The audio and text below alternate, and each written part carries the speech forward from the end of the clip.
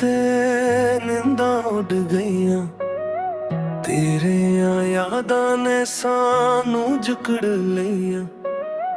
चन्न भी अदास तारे भी रो रहे, साह विच बस तेरे ना दे सूग पे।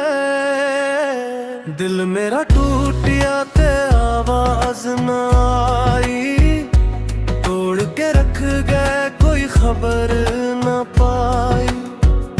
सासा नाल जदूं तेरा नाम दा है, ओ भी हंजुआं च डूब के रह जांदा है। साडे सपने भी तू लेके चला गया, खाली हाथां नूं किस्मत दे हवाला कर गया। एक वक्त सी जदों तू साहां विच वसदा सी, हुण हर पल विच बस दर्द ही बसदा है। साह रुकदे ने जदों याद तेरी आंदी है, रूह भी अंदरों रो रो के मुरझांदी है। तेरे नाल हसना भी याद है मैनू, हुण ओही हासे जख्म बिन गए ने। ਜਿਹੜੇ ਰਸਤੇ ਤੇ ਅਸਾਂ ਇਕੱਠੇ ਚੱਲੇ ਸੀ, ਉਹ ਰਸਤੇ ਵੀ ਹੁਣ ਸਾਡੇ ਤੋਂ ਵੱਖ ਹੋ ਗਏ ਨੇ। ਸਾਹਾਂ ਦੀ ਹਰ ਡੋਰ ਤੇਰੀ ਨਾਲ ਜੜੀ ਸੀ, ਤੂੰ ਕੱਢ ਕੇ ਸਭ ਕੁਛ ਜੜ ਕੇ ਰੱਖ ਦਿੱਤਾ।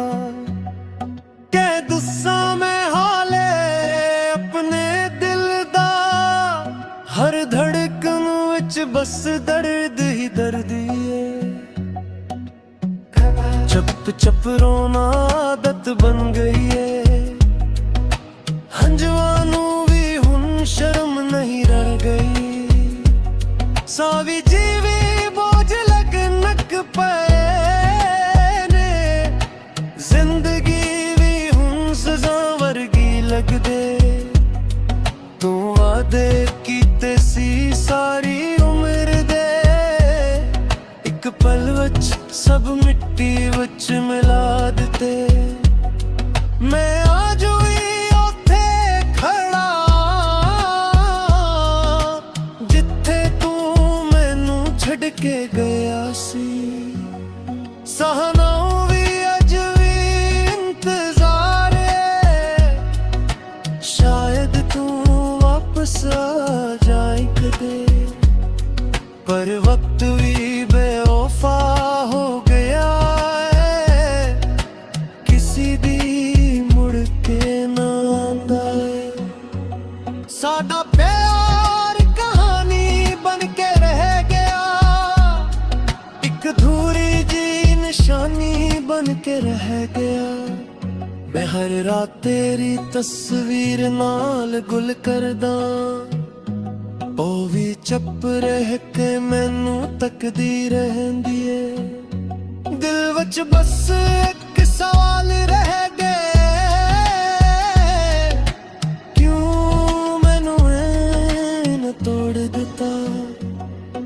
ਇਹ ਸਰਫਾਗਾਜ਼ ਹੈ ਮੈਂ ਸੀ ਸਟਾਈਲ ਮੈਂ ਜਾਰੀ रख सकता। बेघर तुम चाहो, मैं इसे मजीद दासत से लाइन्स तक जारी कर दूं, या पूरे सिले लाइन्स पारत से मैं मुकम्मल कर दूं, या इसे बीच किसी खास स्टाइल में लिख दूं। बस बता दो।